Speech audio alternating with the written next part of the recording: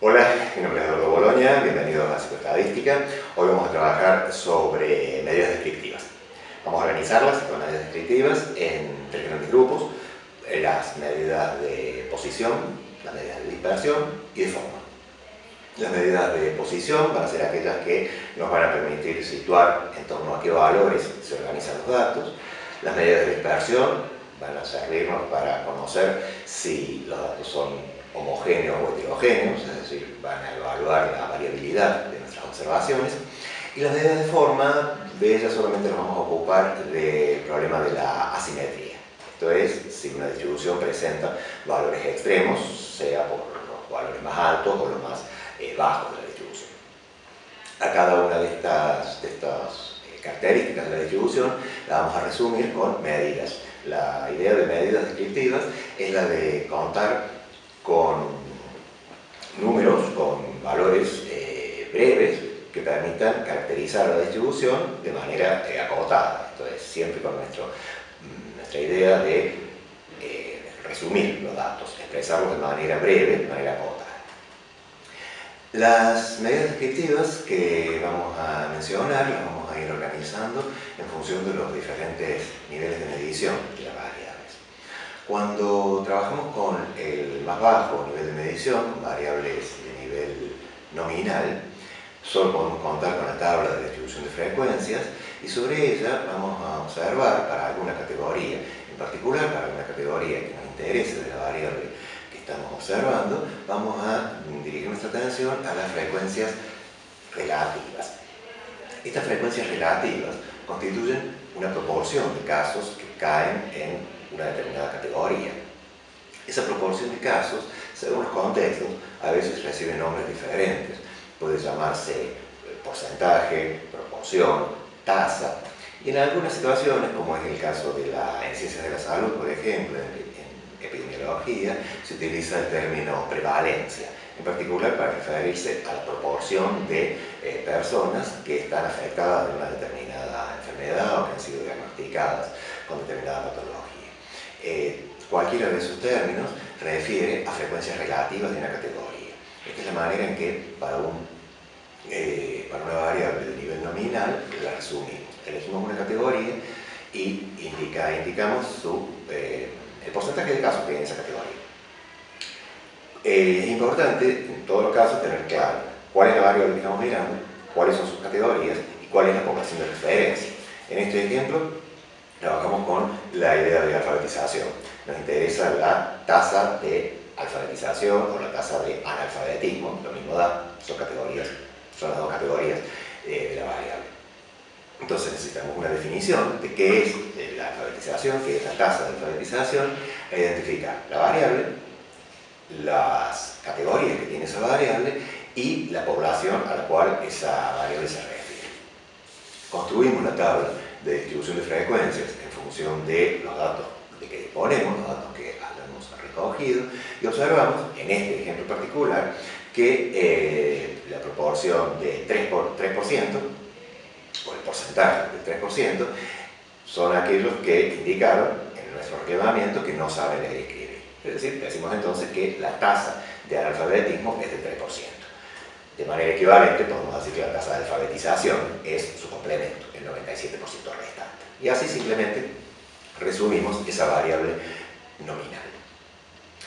En el mismo nivel de medición, nivel nominal, podemos mencionar otra medida sintética que se llama modo. También la van a encontrar en diferentes manuales como moda o como valor modal. Es una medida que indica cuál es la categoría de la variable que tiene más alta frecuencia.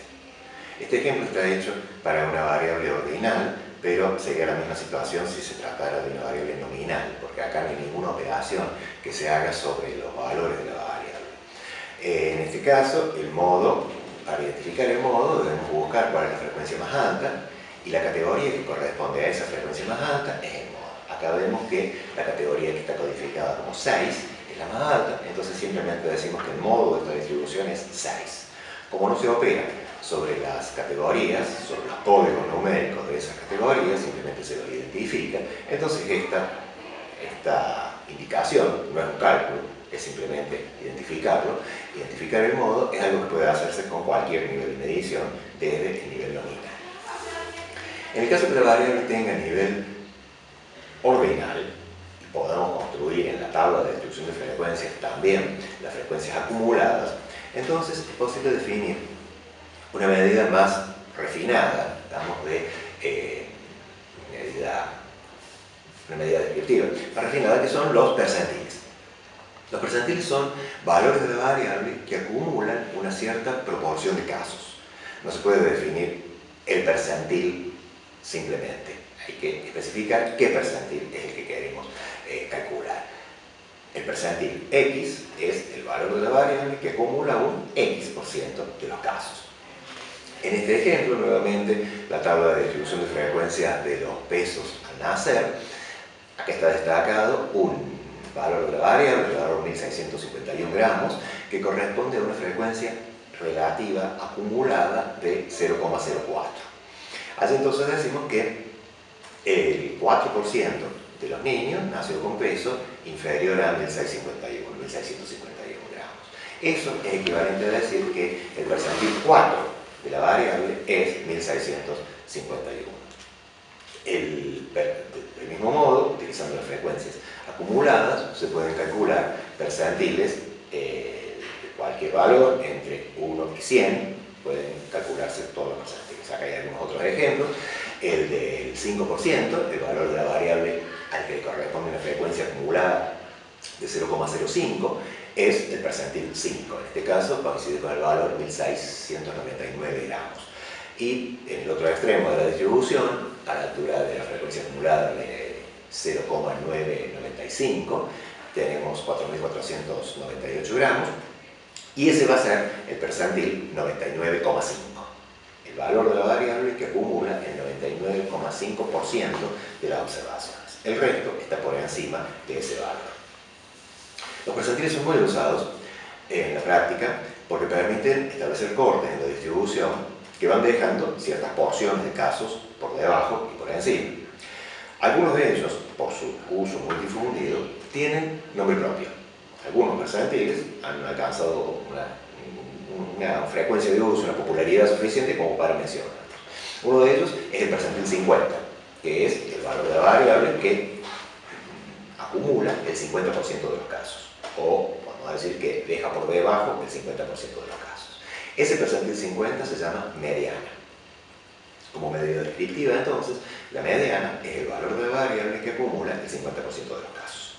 Establece un corte en la distribución de tal manera que la mitad de los casos queda por debajo y la otra mitad queda por encima. Otros percentiles que también son famosos y muy usados y tienen nombre propio son los cuartiles, que hacen cortes al 25 y al 75%, es decir, el primer cuartil es el percentil 25, corta, deja por debajo el 25% de los casos. El segundo cuartil no se menciona habitualmente porque es el percentil 50, que coincide con la mediana. Y el tercer cuartil es el percentil 75, el valor de la variable que acumula el 75% de los casos. Con la misma lógica se definen los quintiles, que establecen cortes al 20, 40, 60 y 80% de los casos. En la práctica, no utilizamos la distribución de frecuencias simple, como la que vimos recién de los pesos al nacer, para ubicar a los percentiles. Lo vamos a hacer de manera automática utilizando el software que estamos usando. Pero, si tuviéramos que hacerlo de manera manual, una estrategia más directa consiste en utilizar la curva de frecuencias acumuladas, la que ya hemos presentado antes, la que se conoce como ojiva. La ojiva es la curva de frecuencias acumuladas. Como acumula desde 0 hasta 1, o de 0 hasta el 100%, podemos en el eje vertical ubicar un punto de corte, en este ejemplo está puesto el 0,50 o 50%, y desde allí llegar hasta la curva y bajar hasta el eje horizontal, que es el eje de la variable, mostrando allí el valor de la variable que acumula el 50% de los casos, es decir, encontrando allí la mediana. Idénticamente se puede hacer para calcular percentiles diferentes, cuartiles, quintiles, etc., simplemente marcando en el eje vertical el percentil que nos interesa y llevándolo hasta la curva, hasta la ojiva. Cuando la variable tiene nivel cuantitativo, entonces es posible calcular una de las más conocidas de las medidas descriptivas, a la que conocemos como promedio, o también la media. Aquí la vamos a llamar media, pero son sinónimos, media o promedio. La media, en general, no hay dificultad en calcularla. Todos sabemos que si tenemos una serie simple, calculamos la media sumando todas las observaciones y dividiendo por el total de casos. Esto se expresa de manera formal con el signo de sumatoria que vemos aquí. Cuando la distribución de la variable está presentada en una tabla de distribución de frecuencias, entonces hay que contar cada observación tantas veces como la frecuencia lo indique, por lo que la expresión general para el cálculo de la media va a ser la de sumar cada una de las frecuencias multiplicada por el valor de la variable, es decir, la suma de cada x, cada valor de la variable multiplicado por su frecuencia, y eso es lo que vamos a dividir por el número total de observaciones. La media constituye un punto de equilibrio de las observaciones. Un punto de equilibrio que en este esquema mostramos en un sentido físico, como si se tratara de una tabla que tiene puestos pesos equivalentes a cada una de las observaciones que tenemos, pesos que están ubicados en el lugar que indica el valor de la variable y cuya cantidad corresponde a las frecuencias. Así, por ejemplo, el primero de ellos está ubicado en el primer valor de la variable y hay tantos cuadraditos de esos como la frecuencia lo indica. Observemos que la media, el lugar donde está indicada la media, es el punto en el que sería necesario colocar un apoyo para que esta tabla se equilibrara, para que esta tabla quedara en equilibrio con los pesos que hay de un lado y del otro. Observemos que el número de observaciones que hay por debajo del promedio, que es 7, y el número de observaciones que hay por encima es 5, es decir, la media no corta a la distribución al 50%. Eso es algo propio de la mediana, es importante no confundirlos. La media es un punto de equilibrio de las observaciones. La mediana es el valor que deja por debajo del 50%. La media no necesariamente hace eso. Puede suceder, lo vamos a ver en un momento. Vamos a definir los desvíos individuales como los alejamientos que tiene cada observación del promedio. Necesitamos definirlo porque hay una propiedad importante de la media que sirve inclusive para definirla a ella misma, la media. Los desvíos son entonces los alejamientos que cada observación tiene del promedio. Es la diferencia entre el valor de la variable y el promedio. Los desvíos, las observaciones que sean menores al promedio van a tener desvíos negativos, las que sean superiores al promedio tendrán desvíos positivos, y si alguna observación coincide con la media, su desvío será cero. Porque estos desvíos están equilibrados, en razón de lo que acabamos de decir, que la media opera como un punto de equilibrio de las observaciones, en razón de eso, la suma de todos los desvíos siempre es igual a cero. Esto es, los desvíos que están por debajo del promedio compensan a los desvíos que están por encima y la suma completa da por resultado cero.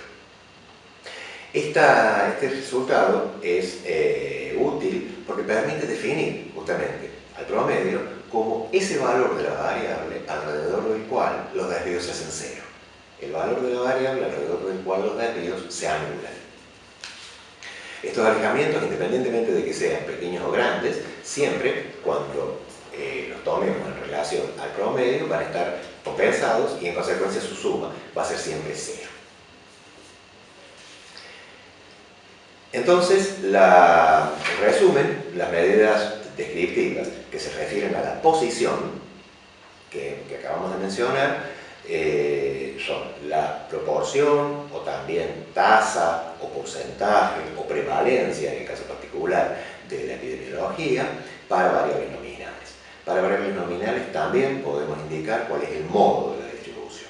Si la variable tiene un nivel ordinal, podemos indicar los percentiles y dentro de ellos algunos particulares como la mediana, los cuartiles o los quintiles. Finalmente, si la variable tiene nivel cuantitativo, la medida descriptiva más utilizada es el promedio. Como siempre, las propiedades de las escalas están jerarquizadas, es decir, se van agregando, con lo cual las operaciones que son válidas a un nivel también lo son a nivel más alto. Si la variable es cuantitativa, todas estas operaciones son posibles, todas estas medidas son posibles de calcular. En segundo lugar, vamos a mencionar ahora las medidas de variabilidad, aquellas medidas que van a dar cuenta de la dispersión que tiene la variable, es decir, de qué tan semejantes o dispares son las observaciones. Nos van a permitir distinguir si estamos en presencia de una distribución homogénea o una distribución heterogénea, una distribución en la que las observaciones son semejantes entre sí o muy diferentes. La primera de las medidas de variabilidad, la más elemental de las medidas que se pueden mencionar, es simplemente la distancia que hay entre los extremos de la variable, entre el más chico y el más grande.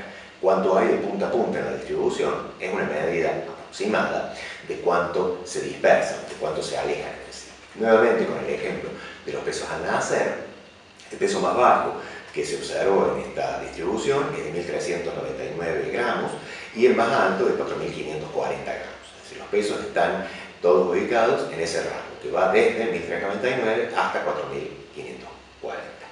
Si tomamos la diferencia entre esos dos extremos, la resta del más grande del más chico, del extremo superior y del extremo inferior, 3.141, es lo que vamos a llamar amplitud de la distribución, o también recorrido. Es lo que hay de extremo a extremo, y es una primera aproximación a la variabilidad o dispersión. No es una medida de buena calidad, debido a que puede suceder que estos valores extremos, el mínimo y el máximo que observamos, sean casos aislados. Haya habido un solo individuo con un valor excepcionalmente alto o un solo individuo con un valor excepcionalmente bajo, y al tomar solamente ellos en consideración, nosotros creemos que toda la variable se dispersa entre esos valores. Una manera de refinar a esa medida consiste en reemplazar la distancia entre los extremos de la distribución. En lugar de tomar de punta a punta, de donde empieza hasta donde termina, toma la distancia que hay entre los cuartiles 1 y 3. Habíamos dicho que el primer cuartil acumula el 25% de los casos y que el tercer cuartil acumula el 75% de los casos. Lo cual quiere decir que entre el primer cuartil y el tercer cuartil se encuentra el 50% de los casos, el 50% central de los casos. Un 25% está por debajo del primer cuartil y un 25% está por encima del tercer cuartil. Tomar la distancia que hay entre el primero y el tercer cuartil es medir qué tan lejos están los valores que delimitan ese 50% central de la distribución. Vamos a definir, tomando en cuenta esa distancia, vamos a definir el semi-recorrido intercuartilar o semi-recorrido intercuartílico, que es la diferencia entre los cuartiles que mencionamos, Q3 menos Q1, dividido 2, la mitad de la diferencia entre los cuartiles 1 y 3. Una medida de dispersión más fina que el semi-recorrido intercuartílico o que la amplitud intercuartílica o que el recorrido que mencionamos al principio es la que va a tener en cuenta a todas las observaciones. Caso por caso va a ir observando cómo se desvían las observaciones del promedio. La medida basada en esta idea se llama varianza y de ella vamos a deducir algunas otras. Para empezar con el concepto de varianza hay que recordar que dijimos hace un momento que los desvíos alrededor del promedio se anulan. La suma de todos los desvíos alrededor del promedio es 0. En este ejemplo que tenemos 12 calificaciones de exámenes, en el que la media es 5,25, podemos constatar que efectivamente los desvíos alrededor de la media son 0. Y esto independientemente que se trate de una variable con mucha dispersión o poca dispersión. Siempre la suma de los desvíos va a dar 0, con lo cual no es una manera de medirla a la dispersión. Sin embargo, inspirados en esa idea, en considerar desvíos individuales entre las observaciones y el promedio, vamos a deshacernos del signo menos que tienen algunos desvíos y que son responsables que la suma de 0. Vamos a deshacernos por el procedimiento de elevar esos desvíos al cuadrado. Y ahora definiremos algo que no es la suma de los desvíos, cuyo resultado es 0, sino la suma de los cuadrados de los desvíos, cuyo resultado ya no es más 0, porque los cuadrados van eliminando cada uno de los signos menos que aparecen en los desvíos negativos, en los desvíos que están por debajo del promedio. Definimos entonces la suma de cuadrados como la suma de los desvíos, cada uno de ellos elevados al cuadrado y ponderados por la frecuencia correspondiente a la observación. Esa suma de cuadrados, cuando se divide por el número de observaciones menos 1, n menos 1, define lo que llamamos la varianza muestral. En algunos lugares la van a encontrar indicada como cuasi varianza. Eso se refiere a que el denominador no es n sino n-1, pero eso es un tema que vamos a tratar más adelante cuando hablemos de inferencia. Por ahora definimos esta varianza muestral como la suma de los cuadrados dividido n-1. Esta es una medida de la dispersión de mejor calidad que las dos anteriores que mencionamos, porque va a tener en cuenta a cada una de las observaciones. Tiene en cuenta cuánto se aleja cada observación del promedio. Sin embargo, tiene un par de inconvenientes que vamos a subsanar con las medidas que mencionamos más tarde. El primer inconveniente que tiene es las unidades. Al haber elevado al cuadrado cada uno de los desvíos, para poder deshacernos del signo menos y que la suma no diera 0, cambiamos las unidades en las que está medida nuestra variable. Si por ejemplo se trataba de tiempos de reacción medidos en segundos, el promedio se mide en segundos, los valores individuales son también segundos, los segundos que cada uno tarda, que cada individuo tarda en reaccionar, pero cuando tomo la diferencia entre el individuo y el promedio y las elevo al cuadrado, el resultado es segundos al cuadrado. Y los segundos al cuadrado no corresponden a alguna cualidad como por ejemplo el tiempo de reacción, sino que son otra cosa, segundos al cuadrado. Lo mismo pasa si estamos en una medida de longitud, por ejemplo, la estatura de las personas medida en metros. Cuando vamos a calcular la varianza, el resultado queda expresado en metros cuadrados, y los metros cuadrados no son una medida útil para medir estaturas. Ese problema del cuadrado, de sus unidades, lo vamos a resolver introduciendo otra medida que se usa muy frecuentemente, que se llama desviación estándar, y que es simplemente la raíz cuadrada de la varianza. Esto es, una vez que elevamos al cuadrado cada uno de los desvíos para evitar que la suma se haga 0, lo sumamos para obtener la suma de cuadrados y dividimos por n-1 para generar la varianza, a ese resultado le ponemos una raíz cuadrada y lo que obtenemos es la desviación estándar, una medida de la dispersión que ahora está expresada en las mismas unidades que la variable original. El segundo problema que tiene la varianza, y que lo comparte con la desviación estándar, es que los valores que puede asumir pueden ser muy grandes. Y eso tiene como consecuencia que es difícil hacer un juicio evaluativo acerca de una distribución que tenga mucha o poca dispersión. No podemos saber si una desviación estándar de 20, de 50 o de 2000 es grande o chica, porque necesitamos compararla con algo. Y evidentemente el valor más razonable con el cual compararlo es el de la media, ver cuánto vale la desviación estándar en relación a la media. Esa sería la manera en que podríamos darle un contexto en el cual evaluar y decidir si la desviación estándar es grande o chica, y en ese caso concluir que la variable tiene mucha o poca dispersión. La medida que resume esta idea, se denomina coeficiente de variación. Se calcula poniendo en correspondencia a la desviación estándar con la media y expresando ese resultado como porcentaje. La forma para calcularlo es dividiendo la desviación estándar en la media y multiplicando eso por 100 para que quede como porcentaje. Ahora, esta medida es una medida relativa de la variabilidad, ya no tiene unidades y permite hacer un juicio sobre una variabilidad alta o baja. En la práctica, coeficientes de variación en el orden del 10 o el 15% permiten considerar a la variable como con poca variabilidad, con poca dispersión. Y en esos casos, la media constituye un buen representante de los datos. Por el contrario, si el coeficiente de variación se va más allá del 15%, entonces tenemos una variable que tiene mucha dispersión y en consecuencia la media no va a ser una medida adecuada para resumirla. La media es inconveniente cuando las observaciones son excesivamente dispares. Si decimos que con las calificaciones de dos parciales, que son 4 y 10, promediamos 7, tenemos correctamente calculada la media de 7, es efectivamente el promedio entre 4 y 10, pero ese 7 representa mal el comportamiento de los parciales, el comportamiento de las notas, esas notas son muy dispares. Es muy diferente si las notas hubiesen sido, por ejemplo, un 6 y un 8. En ese caso, el promedio 7 es un mejor representante. En este segundo caso tenemos poca variabilidad con el 6 y el 8, mientras que en el primer ejemplo, entre el 4 y el 10, hay mucha variabilidad. La calidad que tenga la media como representante de los datos va a estar en parte influida por la variabilidad, por la dispersión. Por eso el coeficiente de variación nos da una idea de qué tanto podemos confiar en el promedio como medida de resumen de los datos. Con estas medidas, entonces, expresamos de manera resumida la variabilidad de la distribución. Las medidas que hemos mencionado, entonces, el recorrido, el semi-recorrido intercuartílico, la varianza, desviación estándar y el coeficiente de variación por último. En todos los casos debemos hablar de variables cuantitativas, porque para hacer referencia a la distancia que hay entre observaciones, que es lo que mide la dispersión, necesitamos poder hacer diferencias entre categorías. Y esto solamente vale para los niveles intervalar y proporcional. La última característica que nos va a interesar analizar de una variable es su grado de asimetría.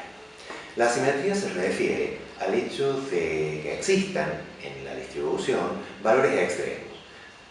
Una distribución es asimétrica cuando hay una gran proporción de casos alrededor de ciertos valores y algunos casos que asumen valores extremos. Un ejemplo bastante común de esto suele ser la distribución de los ingresos. Los ingresos están distribuidos en su más alta proporción entre los valores medios o bajos y hay algunos casos extremos que son excepcionalmente elevados. Cuando así sucede, decimos que la distribución es asimétrica. La asimetría tiene impacto sobre el valor que asuma la media, porque la media es sensible a los valores extremos de la distribución. Nuestro esquema anterior del equilibrio de la media como punto de equilibrio de las observaciones puede verse modificado marcadamente cuando existen valores extremos. Acá tenemos dos distribuciones muy similares para las cuales la mediana vale 3 en ambos casos, pero la media vale 3,86 en el primero y 5,86 en el segundo caso. La diferencia entre esas dos distribuciones es simplemente que un valor ha sido cambiado. El último valor, en lugar de ser 6 como en la primera distribución, es un número más grande, es 20. Acá vemos eso representado de manera gráfica. En el primero, el último valor de la variable es 6, en el segundo es 10, en el último es 20. Así podemos ver los efectos que tiene sobre el promedio, podemos ver cómo se va inclinando el promedio hacia esos valores extremos. La mayor parte de la distribución no ha cambiado. La mediana no ha cambiado, la mediana sigue siendo 3, el valor de la variable que deja por debajo del 50% de los casos. Sin embargo, la media va haciéndose más grande a medida que modifico ese último valor de 6, 10, 20, etc.